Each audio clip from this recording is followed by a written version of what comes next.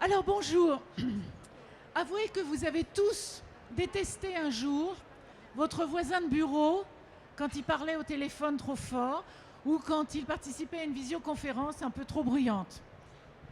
Et puis cette année, je pense que vous avez tous eu envie de quitter le bureau, de sortir pour travailler dehors. Alors voilà les deux concepts qu'on va vous présenter aujourd'hui, les deux concepts sur lesquels on a travaillé. Nous sommes partis de deux constats, effectivement, et donc on a abouti à des concepts, à des scénarios d'usage qui vont vous être présentés dans un instant. Donc la cabane pour pouvoir travailler dehors, et puis des espaces d'intimité éphémères pour pouvoir se concentrer, s'isoler, retrouver un peu d'intimité quand on est dans un espace ouvert. D'ailleurs, ces deux concepts que Philippe de Mareilla, qui est à côté de moi, va vous présenter, concerne aussi bien l'immeuble de bureau que le tiers-lieu, un espace de coworking, voire même un hôtel. Alors je me rends compte que je ne me suis pas présentée.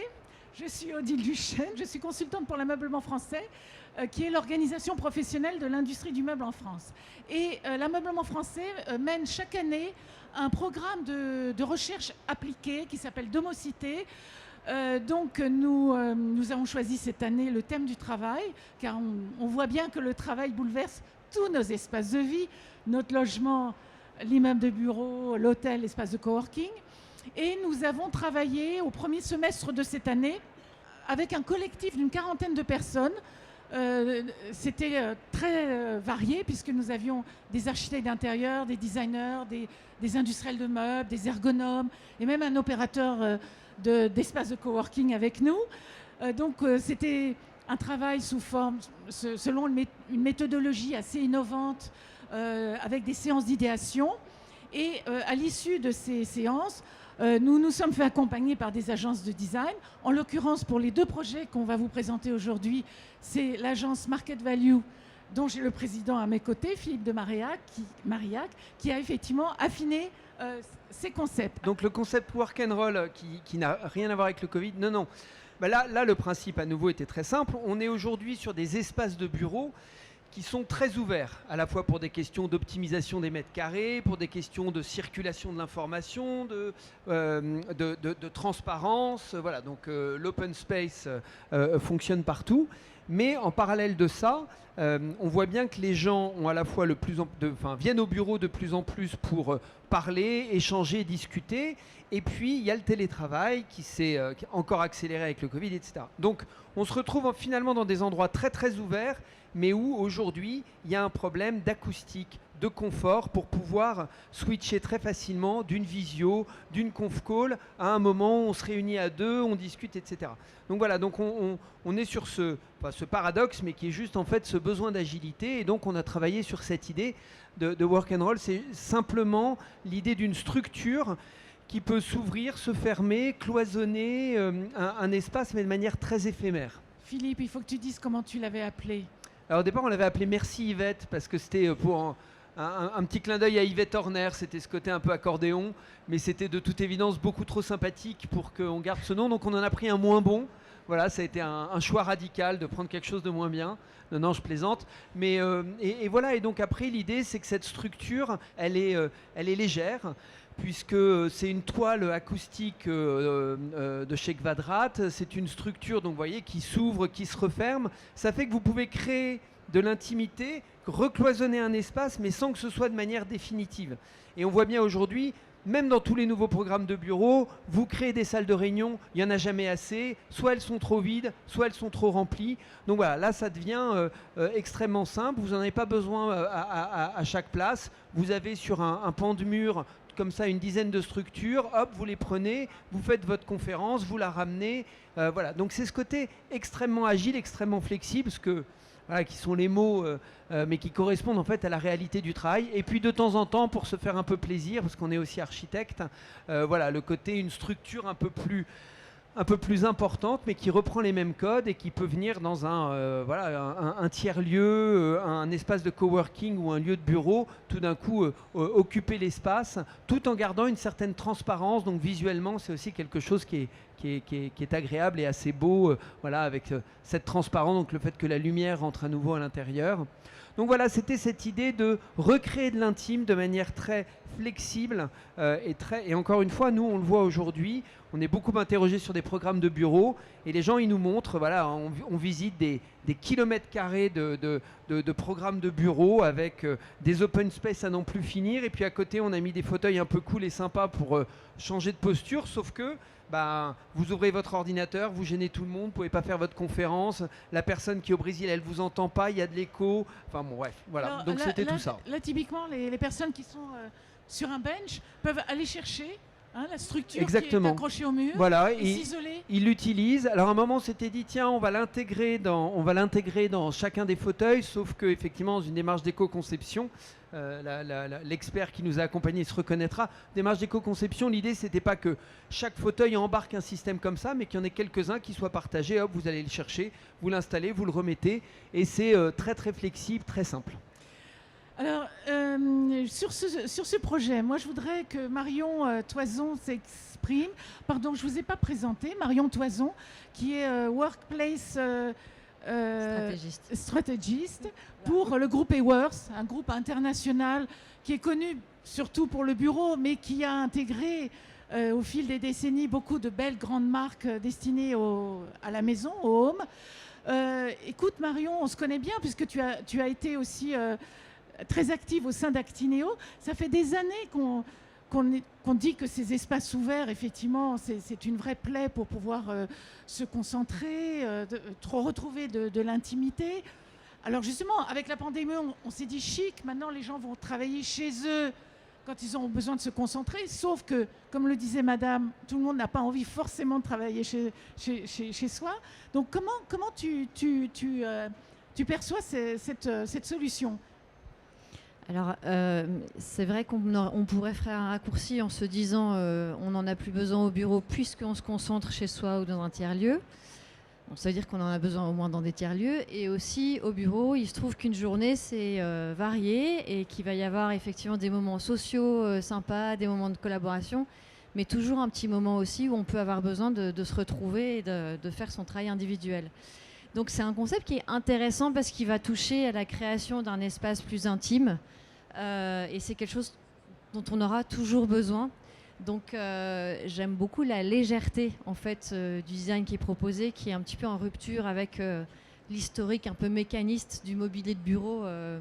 Voilà. Donc alors c'est un vrai défi d'adresser cette notion d'isolation au bureau parce qu'on va à la fois devoir toucher à l'intimité visuelle, ce que le projet fait bien, je trouve, en permettant de se recréer une bulle.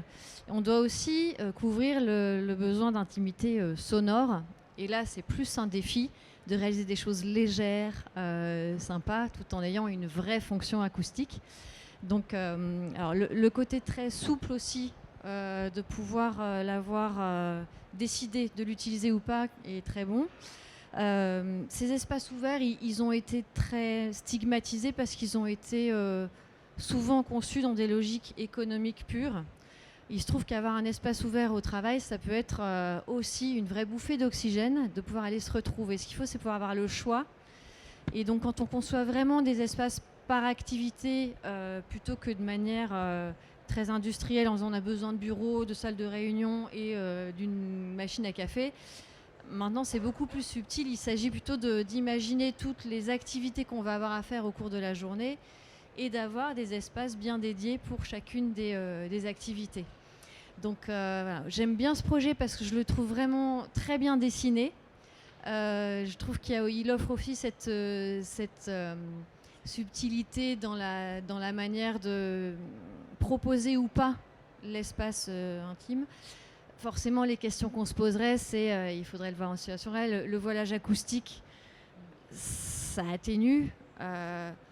J'ai du mal à imaginer le call en espace ouvert et qu'on continue à adorer son voisin, comme tu nous le disais, en entrée. Voilà, il y a cette question un petit peu de gradation de la performance acoustique qui est importante à envisager.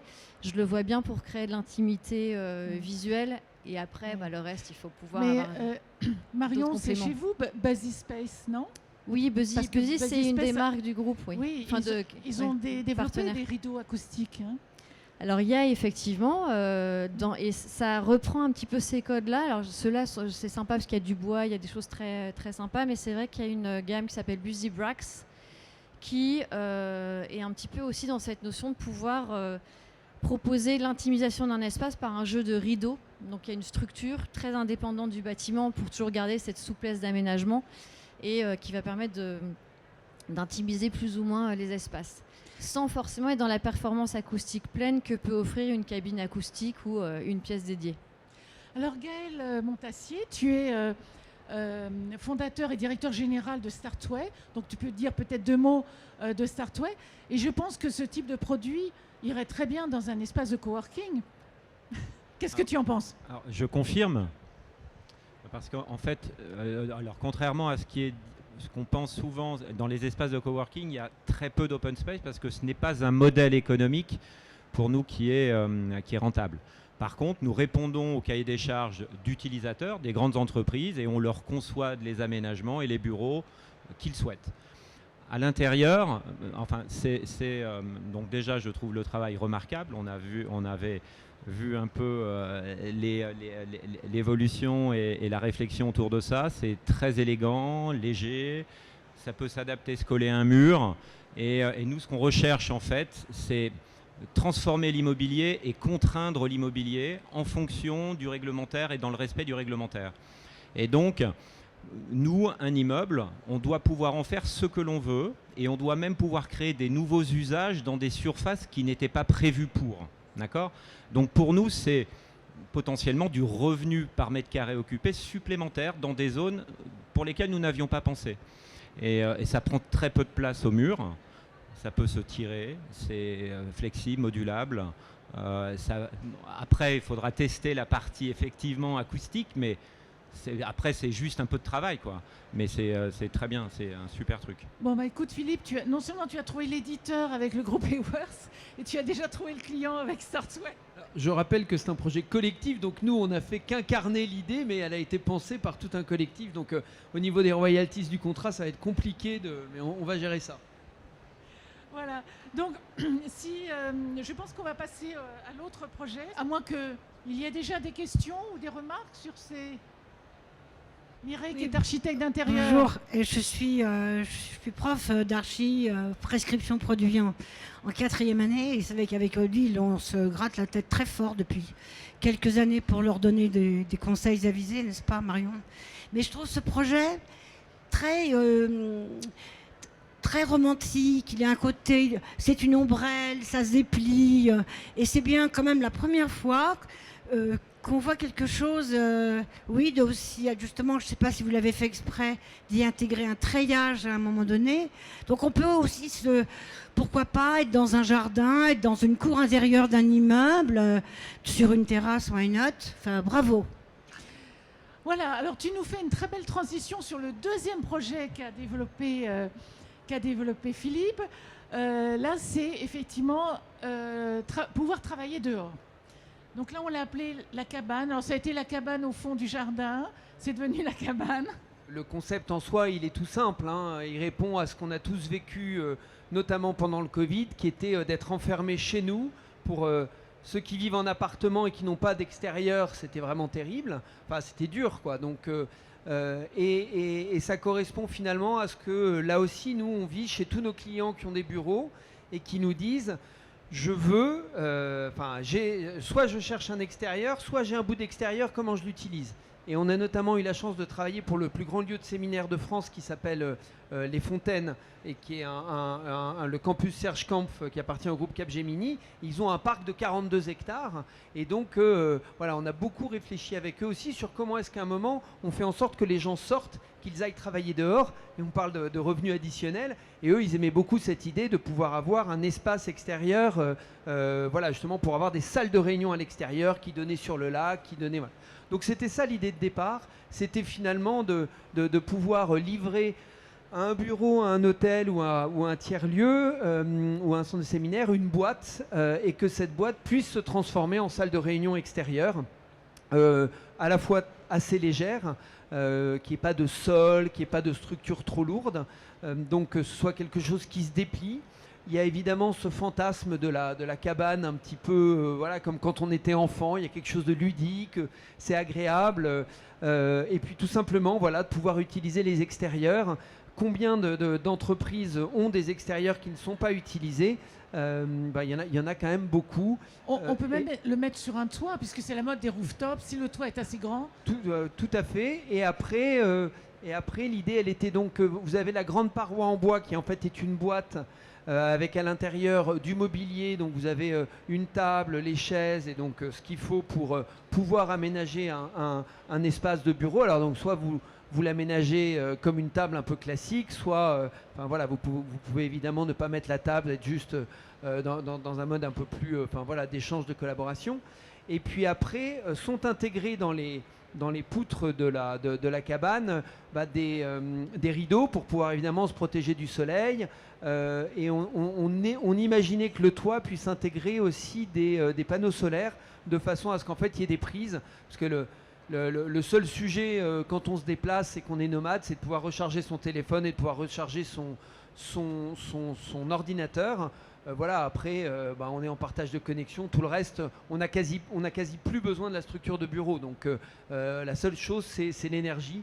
Voilà. En plus, là, elle est gratuite, ce qui, de nos jours, voilà, est plutôt une bonne nouvelle. Non, donc, à nouveau, un principe très simple, assez léger. Et puis, c'est l'idée en termes de business model, pourquoi pas de pouvoir, voilà, on commande, on la loue pendant 1 mois, 2 mois, 6 mois, parce qu'on a un projet, parce qu'on fait un événement d'entreprise, parce que, voilà, donc c'est quelque chose de très léger et d'autonome. Alors, notre invité que je n'ai toujours pas présenté, c'est Pierre Darmet. Suspense, Odile. Voilà, Pierre Darmet, qui est directeur marketing et commercial de Jardin de Galie. Alors, j'aimerais vous faire réagir sur ce projet. J'aimerais, Pierre, te faire réagir sur ce projet. Je te tutoie. Oui, En fait, je vous en prie, Odile. Je ne le savais pas, mais moi je pensais que vous aviez commencé par l'extérieur. Et en fait, tu m'as dit non, on avait commencé par l'intérieur. Oui, dans l'historique de l'entreprise, c'est voilà. D'abord jardinier et paysager d'intérieur depuis la fin des années 60. C'est ça. On cultive, on est aussi agriculteur, on cultive des plantes. On cultive des plantes et d'abord, ça a été la végétalisation des premiers bureaux fin des années 60, début des années 70. Et puis maintenant, l'activité, elle se partage équitablement entre intérieur et extérieur du bâtiment. Voilà, vous faites du paysage intérieur, ce qui est très joli d'ailleurs. Oui, voilà. Alors, comment tu reçois? Parce que moi, travailler dehors, évidemment, comme tout le monde, j'adore, mais je trouve que l'extérieur, c'est un milieu extrêmement hostile. Entre le froid, le vent, le reflet du soleil sur l'écran, les moustiques. Alors comment on gère ça, Pierre? Alors on le gère comme quand on vit en extérieur, on s'adapte et on change de position en fonction des moments de la journée et puis des saisons. On le voit bien avec cette structure, c'est assez intéressant. Les rideaux, c'est un petit peu comme des ombrières, comme dans un verger où on va à un moment donné protéger les arbres, soit du froid, soit des rayons du soleil. C'est un petit peu la même chose.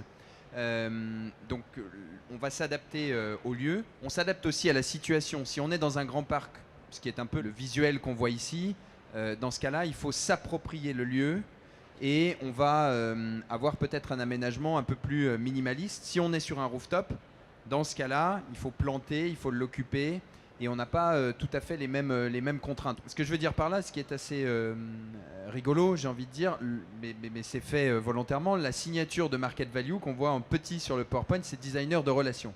Alors le visuel du premier bureau fertile que nous avons aménagé dans le campus de Bouygues Construction à Challenger, donc qui est un très grand campus. La problématique du client, c'était on a été très performant sur la rénovation énergétique de notre bâtiment. Et ensemble et avec d'autres entreprises, on a créé un label qui s'appelle Biodiversity pour faire en sorte que on puisse mieux intégrer le vivant à des fins d'écologie, pour la relation entre les usagers et la nature, parce qu'on sait que plus on vit connecté à la nature, plus on la protège. Alors le visuel qu'on vient de voir, c'était chez Capgemini. Là, on est dans un immeuble Colisée Garden à la Défense. Donc ça, c'est un projet d'économie circulaire, parce qu'il y avait un jardin, on l'a simplement rafraîchi, contrairement à la commande initiale qui était de tout détruire pour le refaire. Mais ce que je veux dire par là, c'est que la problématique à Challenger, plusieurs dizaines d'hectares, c'était comment est-ce que je rends accessible un lieu dont on a interdit l'accès pendant des années, et quand je dis des années, c'est 30 ans, aux collaborateurs. Et comment est-ce qu'on fait pour révéler la biodiversité qui existe et favoriser aussi l'arrivée de nouvelles espèces? Et en fait, le bureau fertile, comme étant un lieu aménagé, vous allez voir, c'est beaucoup plus aménagé avec des végétaux que la structure qu'on a là, par exemple, qui est plus dépouillée. Et bien en fait, ça a permis de créer un point d'attention pour aller en extérieur. Et on a mené des statistiques pendant les 6 premiers mois d'exploitation, qui était la période avril à octobre, donc plutôt la belle saison. On a eu un taux de remplissage qui dépassait les 95%, puisque ça se réserve comme une salle de réunion. Donc ça, c'est formidable. Et l'analyse qualitative de l'objet des réunions, c'était beaucoup plus justement des relations, des briefings d'équipe, des réunions du CODIR, des réunions de créativité, etc., que du travail isolé derrière un ordinateur.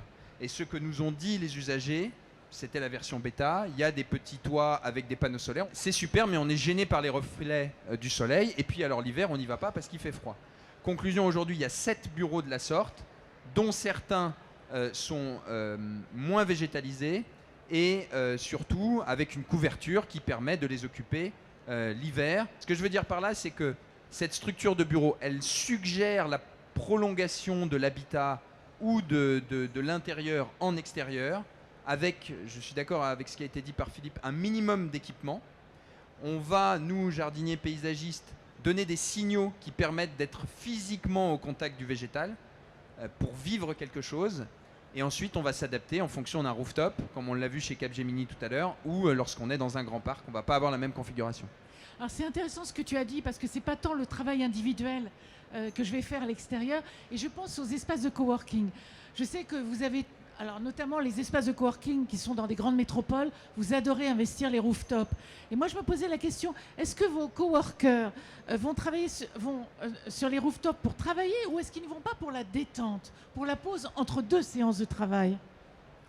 Alors en fait, nous avons travaillé les usages en externe, en extérieur en fait, à partir de l'année dernière, puisque nous avons fait aboutir une technologie qui s'appelle au sol, qui sont des batteries autonomes qui se rechargent la nuit et qu'un client peut récupérer en journée, et elle lui permet d'avoir 12 heures d'alimentation en fait de son ordinateur, donc il peut travailler depuis partout avec. Donc ça c'est important. Et ça nous évite tout le câblage également dans les salles de réunion. Mais au-delà, ça permet effectivement d'envisager de travailler à l'extérieur. Mais travailler à l'extérieur, c'est exactement ce que vous disiez. Il faut un environnement adapté, il faut une exposition au soleil. Bon. Et à partir de là, ce que nous avons vu ici correspond exactement. Alors, dans des zones urbaines denses comme les grandes métropoles, peu probable. Par contre, nous travaillons actuellement avec des foncières et le logement social pour envisager des tiers-lieux en périphérie des grandes métropoles. Les bureaux de voisinage. Bureaux de voisinage. Et pour moi, ma conviction, c'est que si je devais travailler dans un tiers-lieu, ce serait dans un tiers-lieu plutôt très végétalisé, plutôt dans un environnement vert, et donc avec des extérieurs qui pourraient recevoir effectivement ce type d'infrastructure. Alors moi je voudrais quand même, merci Gaël, je voudrais Pierre que tu reviennes sur le paysage intérieur, parce que vous en êtes très fiers et vous avez raison. Donc explique-nous comment vous travaillez cette nature à l'intérieur de l'immeuble. Oui, alors les principes sont assez proches. Peut-être juste une chose, qu'on soit à l'intérieur ou à l'extérieur, on parle beaucoup de biophilie, alors sans trop savoir ce qu'on met dedans. Biophilie, c'est une hypothèse scientifique, je rappelle, de M. Wilson, qui est un des pères de la biodiversité, qui est aussi un mot extrêmement jeune, puisque la biodiversité est née dans les années 80, qui dit qu'on a un penchant irrépressible pour le vivant sous toutes ses formes, naturelles ou dérivées. Bon.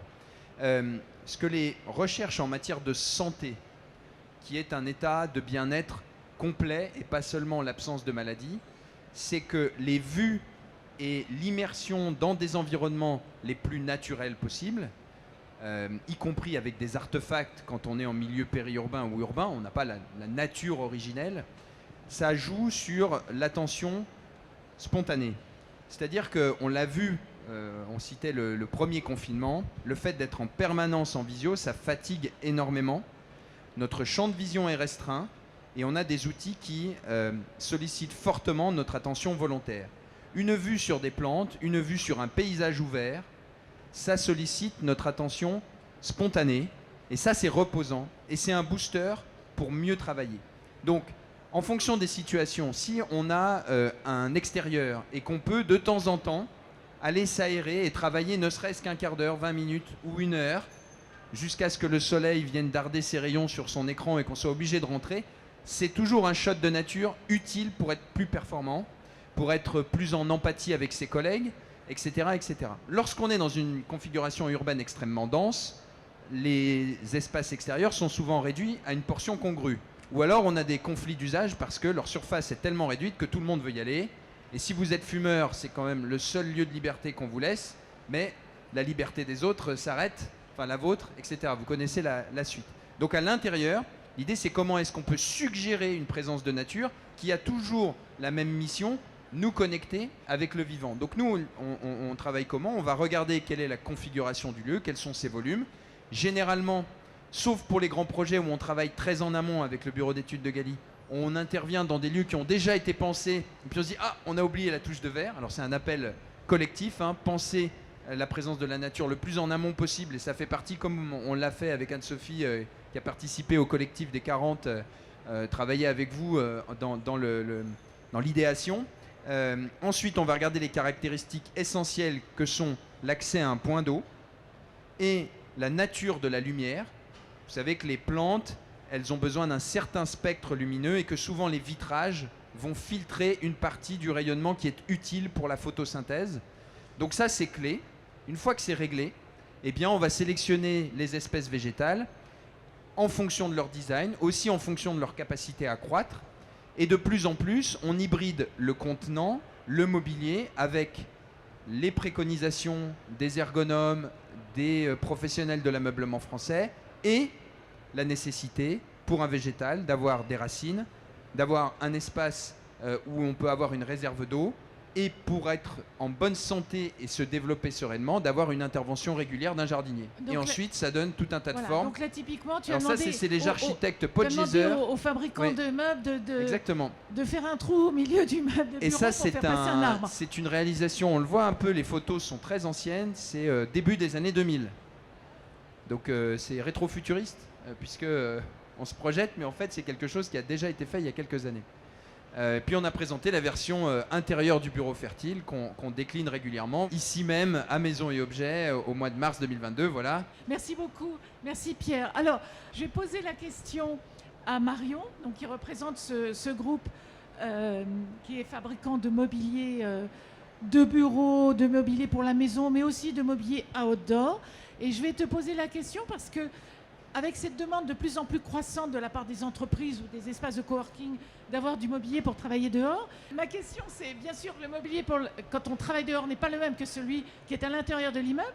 Et je voudrais aussi te poser la question, est-ce que c'est le même mobilier que celui destiné au grand public, hein, le mobilier que nous avons tous les uns les autres sur nos terrasses, sur nos jardins, ou est-ce que vous avez un mobilier particulier différent pour le B2B, je dirais?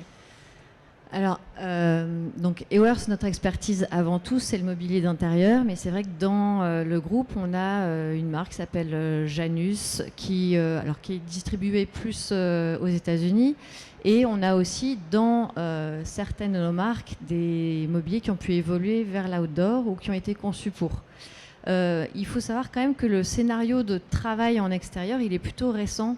Alors là, il y a le grand boom depuis la Covid. C'était déjà quand même présent aussi dans les réflexions de rooftop et compagnie, mais c'est plutôt récent. Donc le mouvement naturel, il a été plutôt d'aller piocher dans les gammes d'outdoor grand public, ce qui pouvait être compatible avec un scénario de travail.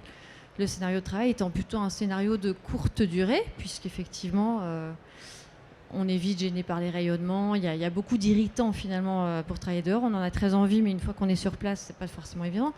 Donc il y a eu plutôt il y a un peu 3 modèles. Il y a utilisé l'outdoor grand public pour le mettre dans un scénario de travail, donc des tables, des lounges, etc. Mais là, ça va plutôt soutenir des activités de type les lectures, l'inspiration, le fait de discuter de manière informelle, tous ces schémas-là, moins ce qui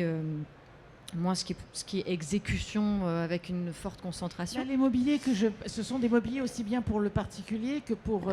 Là, par exemple, typiquement, oui, on est dans du mobilier outdoor qui peut servir aussi au travail, mais on voit bien dans une phase de lecture. Là, ce qu'il y a d'intéressant chez Cassina, c'est la gamme Mexique. Charlotte Perriand, elle l'avait dessiné pour des chambres d'étudiants à l'époque, donc il était plutôt, ça date des années 50. Elle explorait les formes libres et elle avait développé cette gamme-là, et donc qui était plutôt pour une chambre d'étudiants, et qui du coup, là, le mouvement, il est d'emmener de l'indoor vers l'outdoor en changeant les matériaux pour qu'ils deviennent résistants aux UV, à la pluie, etc. Donc on fait évoluer juste les matériaux, les caractéristiques techniques pour qu'elles deviennent compatibles avec l'outdoor. Et donc là, c'est typiquement ce deuxième volet où on vient adapter l'outdoor. Là, ici, c'est plus récent. C'est plus récent. C'est Trampoline de Patricia Urquiola, où là, on est plus dans un lounge, un sofa, voire un lit d'outdoor, où là, on va être beaucoup plus dans la partie réflexion, créativité. On va profiter de la nature pour que l'esprit s'envole un petit peu voilà, vers donc dans la démarche plus créative du travail, on va dire. Ici, dans le groupe Buzy, on a effectivement la notion de pique-nique qui est réinterprétée pour pouvoir aussi travailler. Donc là, dans une posture très classique, mais effectivement, on ne va pas rester des heures dans cette posture-là. C'est sympa pour travailler 1 heure ou 2 avec des collègues. Chez Brunner, on a les sièges Crona, où on voit très bien justement cette spécificité d'immobilier outdoor qui doit pouvoir sécher rapidement, favoriser l'écoulement avec la pluie, etc. Donc c'est pour ça qu'on trouve tous ces designs un petit peu lignés. Et puis chez Capellini, il y a un produit que j'aime bien qui s'appelle la Thinking Man's Chair, qui a été designé par Jasper Morrison et qui est bien adapté à l'outdoor parce qu'on a effectivement cette capacité à sécher rapidement, à pouvoir absorber l'écoulement de la pluie, etc. Mais il y a une espèce il y a des volutes comme ça dans son design qui font un petit peu penser à l'esprit. Le nom a été vraiment indiqué pour ce mobilier-là parce qu'il invite justement à la réflexion et on voit un peu les volutes de la pensée là qui se... Et on revient sur les fameuses postures dont parlait Thierry tout à l'heure. Finalement, pour l'extérieur, c'est pareil. On va être dans des postures différentes en fonction de ce que l'on fera à un moment donné. Voilà, on va plutôt utiliser l'outdoor pour varier un petit peu les postures et les différentes activités. C'est vrai qu'aujourd'hui, les solutions d'outdoor pour la situation concentrée longue durée, il n'y en a pas, elles sont très mauvaises en tout cas aujourd'hui. Voilà. Mais c'est vrai que c'est quand même un scénario qui est plutôt neuf, oui, qui est récent. Donc qui n'est pas exclu qu'il y ait des innovations sympas dans ce domaine-là. Qui est récent, mais avec malheureusement le changement climatique, je crains qu'on soit amené de plus... Enfin, je crains. C'est agréable de travailler dehors, mais en même temps, le dérèglement climatique, ce n'est quand même pas un souhait. Mais on va sûrement travailler de plus en plus dehors avec le climat que l'on va avoir à terme. Et, alors, mon dada, c'est le siège de bureau. Marion, comment fais-tu pour avoir un siège de bureau sur roulette et sur un gazon dehors? C'est une question un peu boutade, mais elle est sympa parce qu'elle a le mérite justement de questionner le degré d'ergonomie qu'on est capable d'offrir en outdoor. Donc vous imaginez bien le siège de bureau là, que personne voulait dans son séjour. Vous imaginez le transposer dans le jardin ou sur le rooftop. Donc aujourd'hui, oui, on n'adresse pas ce genre de sujet-là, mais cette question justement d'un mobilier vraiment ergonomique pour des stations de travail prolongées dans l'outdoor pourrait être intéressante. Voilà. Et il n'y aurait pas que les roulettes à ce moment-là à penser. Déjà, si le siège pivote, c'est déjà énorme. On a très peu de choses comme ça. De pouvoir facilement le déplacer, mais l'outdoor ne veut pas forcément des choses très légères parce qu'il faut aussi résister à la prise au vent. Donc il faut pouvoir aussi fixer les choses au sol. Si on fixe au sol, ça devient beaucoup moins souple et flexible pour s'adapter au corps. Donc voilà, on est dans toute cette réflexion ergonomique qui peut ouvrir un champ d'innovation intéressant. On voit bien qu'on a un sujet de réflexion sur l'outdoor à poursuivre. Mais c'est ce que vous disiez, je crois que c'est aussi le changement de posture et à la limite, c'est pas grave qu'on n'y reste qu'1 heure dehors. C'est juste qu'à un moment, on a bougé, on s'est déplacé, et voilà. Et donc, votre corps s'est reconnecté, comme vous le disiez, avec l'extérieur, et c'est ça qui est intéressant. Effectivement, la station prolongée à l'extérieur, ou alors il faut soit faire une petite nappe béton au niveau de son jardin, et puis rajouter un un plafond. Donc, moi, et même dans la cabane, ce qui nous intéressait, c'est qu'on y reste qu'une heure ou deux. C'était pas prolongé. Oui, de toute façon, les ergonomes nous le répètent depuis des années. Il faut bouger. Enfin, c'est la règle. Il faut changer de posture très souvent dans la journée. Voilà. Alors, Non. juste, parce que j'ai envie de faire du coup un petit parallèle, parce qu'il y a une idée qui s'allume, c'est que le work and roll qui pourrait justement, parce qu'en fait le problème c'est que maintenant on travaille de plus en plus sur des ordinateurs et que donc très vite on est gêné par les luminosités, donc peut-être que ce genre de choses-là pourrait nous aider à pouvoir travailler sur ordinateur dehors. Une protection. Bah oui, alors peut-être serait plus un voilage, ça serait autre chose, mais en tout cas... Voilà. Donc, et on peut prendre une tisane si on est enrhumé l'hiver et aussi faire des... Voilà, bref. Mais je pensais simplement à une chose, l'inclinaison des sièges est extrêmement importante. Si on regarde un peu tout le monde, on a tendance légèrement à ne pas rester à 90 degrés. Et 120 degrés, c'est l'angle optimal pour que l'influx sanguin arrive au cerveau. Donc quand le Thinking Man's Chair, le titre, c'est aussi une vraie orientation pour qu'on soit dans cette posture-là. Et puis dans les sièges et dans l'ergonomie, juste parce que c'est ma fibre agricole, des sièges qui tournent et qui sont plutôt pratiques pour travailler. Dans le réemploi, ça a été fait beaucoup. C'est vous savez, les sièges des vieux tracteurs ou des vieilles faucheuses qui sont extrêmement confortables et qui peuvent pivoter. Voilà, et qui sont lourds. Il suffit de mettre un pied qui va bien et ça ne bouge pas. Oui, tout à fait. Il y a un éditeur d'ailleurs qui édite ce genre de siège. Le nom m'échappe d'un coup. Est-ce qu'on passe la parole à la salle? Je suis sûre que vous avez une question à nous poser. Est-ce que vous avez envie de travailler dehors d'abord? Allez, Mireille. Alors la question, je crois que ça dépend des générations. Parce que les plus anciens d'entre nous, quand on va dehors, c'est pour s'amuser, pour rigoler, pour se détendre. Je vois mal comment, par exemple, nous créateurs, on peut avoir la concentration suffisante entre le petit oiseau qui passe, le truc de pique-nique avec les copains. Je trouve ça super, mais je ne suis pas forcément sûre que ça aboutisse à des travaux vraiment conséquents. Par contre, j'ai posé une question à Marion par rapport au Thinking Man's Chair qui me fait penser un petit peu au Fermob de M. Rébier. Il suffirait simplement qu'on puisse incliner peut-être le siège pour en faire vraiment une position beaucoup plus assise et puis quelque chose de beaucoup plus relax. Oui, il y a effectivement aussi des mobiliers qui sont prévus pour double posture. Ça là, c'est vraiment pour la pensée, donc cet angle à 120 degrés. La posture plus active, elle est différente. Mais il y a notamment, après c'est aussi des modèles du Corbusier avec le fauteuil avec ce dossier ajustable qui a aussi été développé en version outdoor. Ah oui. Ouais. Donc il y a des grandes icônes qui ont pu être aussi. Alors on fait évoluer les tissus, on fait évoluer les mousses parce que c'est pas les mêmes pour l'outdoor et aussi les peintures. Le mobilier Corbusier, c'est édité par Cassina. Cassina, hein, voilà. Très bien, mais écoutez, une autre question, une dernière, ou sinon on arrête là. On a dépassé les 45 minutes.